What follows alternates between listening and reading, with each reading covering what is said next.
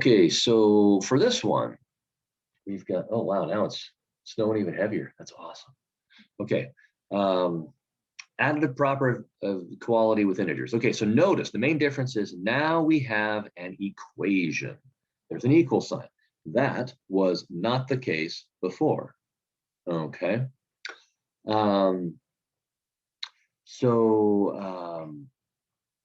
So the point is we want to get x all by itself in the equation. So let me talk about this from the point of view of just what a basic equation with a variable means. It means we've got a left side, we've got a right side, and there's a variable floating around, and we need to figure out what number do I plug in for the variable so that the left and the right side match up, so that they equal each other.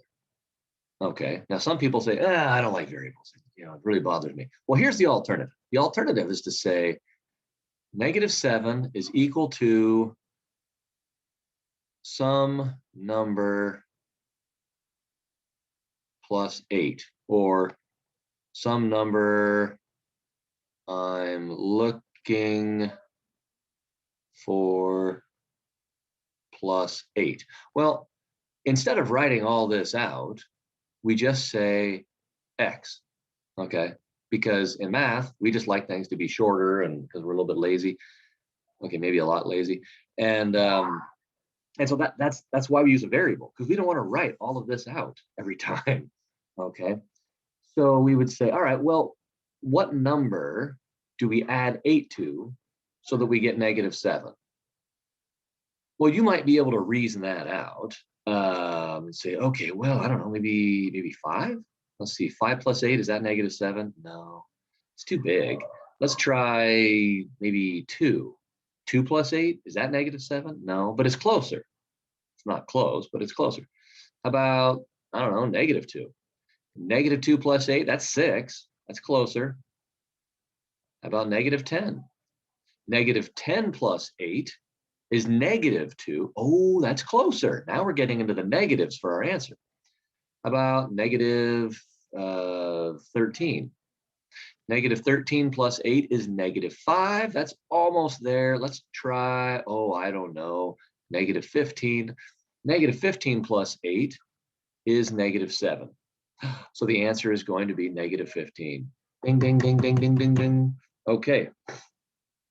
So anyways, we know the answer is -15. Now, there will be plenty of math problems coming up where guessing and checking like that, it'll still work, but it could take a lot more time than this. Okay, so here's what we're going to do instead. All right, we're going to answer the 2 questions. And these are the 2 questions that you answer for every for whenever you're solving for a variable in equation, and you're going to be doing this a lot throughout math. Okay, so here it is. Question number 1: what's being done to the variable? And then the follow-up question is, or well, it's not a question, it's instructions. Well, oh, I guess it is. Okay, what's the opposite of that, of what you said in what you answered for question 1? So here's what I mean. Okay, well, what's being done to the variable? Well, the -7 isn't doing anything to it. It's all the way on the other side of the equation. Okay, but what's being done to the variable? We're adding 8. Okay, now most people, when I say what's being done to the variable, they say we're adding. Like, okay, that's not a complete answer. I need more. Well, you need more to make it easier. Adding what? Adding 8. Oh, okay, so we're adding 8. Okay, and then number 2, what's the opposite of that? What's the opposite of adding 8? Well, subtracting 8. Oh, okay, so I'm going to subtract 8, and and notice when I do that, 8 minus 8 is 0, and those guys are gone. And that helps get our variable by itself so that we can solve for it, so we can figure out what the answer is. It's not even harder. This is awesome. Okay.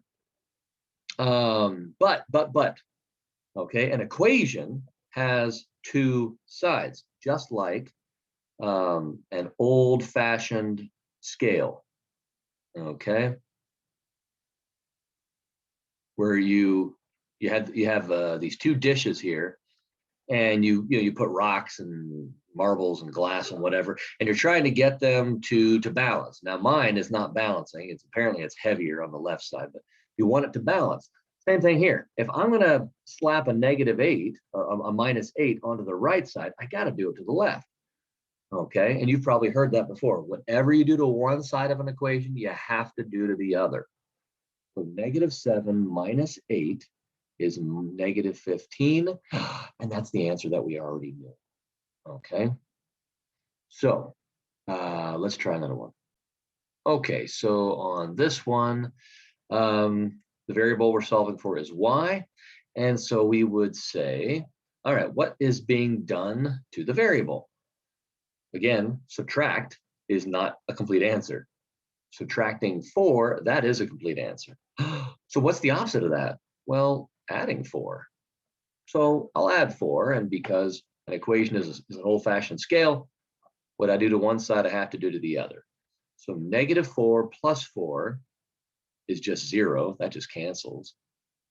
And on the right side, -9 plus 4 is going to be a -5. Now, the answer is not always negative. Okay, it's negative like half the time and positive half the time. That's just the way it worked out on me.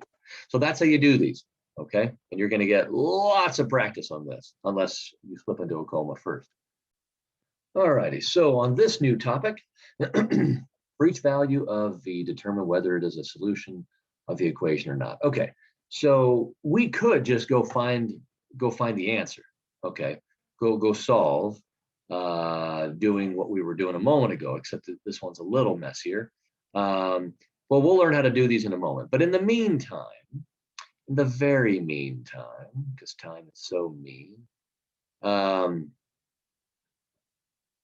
just keeps going harder and harder. This is wonderful. In the meantime, here's what we're going to do. And we're going to do it just a little differently so that we can learn how equations, just how they work a little bit more. So they give us 4 possibilities. They say, all right, which of these are solutions?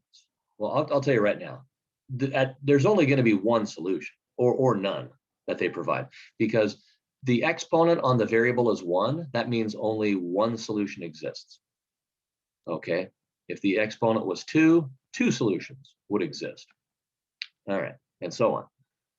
So only one of these can work, and maybe none of them do. Probably one of them does, but I don't know. All right, so here's what we're going to do. First, we'll say, all right, let's see if v is 27. So I'll go. Okay, so I'll say, if I plug in 27 for v, if I replace the v with 27, do the left and right side equal? I don't know. Let's find out. Order of operations says do the exponent or the division before the addition. So 27 divided by 9 is 3. And then 3 plus 6 is 9, and it does not work. So we'll say, nope, not gonna happen. Let's try -9. So we'll say 11 equals -9 over 9 plus 6. I know some of you are like, man, I can just tell right away, what's going to happen. And that's cool. That's good. So -9 divided by 9 is -1. And -1 plus 6 is 5, and they do not equal. And again, I'm putting these question marks there to suggest maybe they equal, maybe they don't. I don't know at the beginning. Okay. All right, let's try 45 here. Let's see. So 11, does it equal 45 over 9 plus 6? And we get 45 divided by 9 is 5. And 5 plus 6 is 11. Holy cow, we got it. Okay. And I can tell you right now, the last one isn't going to work either. For the reason I said before, it's only going to have one answer, and we already found it. It's 45. So 45 is the answer to the equation. But wouldn't it be nice if they always just gave you a multiple choice problem? Okay. I say, yeah, just go see which one works. But that's not the way it's going to typically be? Typically, you're going to have, it's going to be like that last topic where it's, here's an equation, go solve it on your own. Who knows what the answer is? Okay. So the idea here of, what we're doing here is we're saying, all right, you can always plug a number in for the variable, okay, and you can try different things. Hey, you can try it on a regular problem where it's not multiple choice, like that last topic, and just plug it in and see if it works. Although that typically is a very slow way of doing it. It's typically much faster and easier just to learn the algebra. But yeah, you can plug numbers in there and see if they work and see what happens. Okay, and you'll definitely be getting more experience with that as we move forward. Okay. All right. One more topic, and this one is a little bit off the beaten path, but that is okay. All right. I saw this as one of the possible topics, and I thought, what the heck? Let's just make sure everyone can read a thermometer. Okay. So notice we've got, it's in Fahrenheit, not Celsius or kelvins. So although Fahrenheit is a very silly system, did you know that freezing in Fahrenheit is 32 degrees and boiling in Fahrenheit is 212? Everybody loves remembering random numbers and using fractions in our silly standard system. In metric, freezing temperature of water is 0 and boiling temperature of water is 100. Doesn't that just make more sense? Yes, it does. Okay. But because we live in America, you got to remember the 32 and the 212. You probably already had the 32 memorized, but the 212, yeah, it's a good one to know. All right, so we've got positive 20 here, negative 10 there. Looks like our answer, let's see, so we've got 5, 6, 7, 8, 9. So looks like it's 9 degrees Fahrenheit. Okay, this should hopefully be a nice, easy topic for you to get through. That's like, hey, the last one of the chapter, cool. It's not the hardest topic. This one, guess it. Okay, 17 degrees. Let's see if I got it right. Oh, I did saw a putty tat. Okay, and then 17 again. That's silly. And back to 8. Okay, this is not very original. Okay, here we go. So what's that one? Okay, I'll give you a second. You can pause it. Looks like negative 12 because it's 5, negative 5, negative 6, negative 7, negative 10, negative 11, negative 12, negative 12. All right, and this one doesn't show it, but here, I'm going to show you something else here real quick. Let's go to the Google, and again, if you want to sound cool, you call it the Google.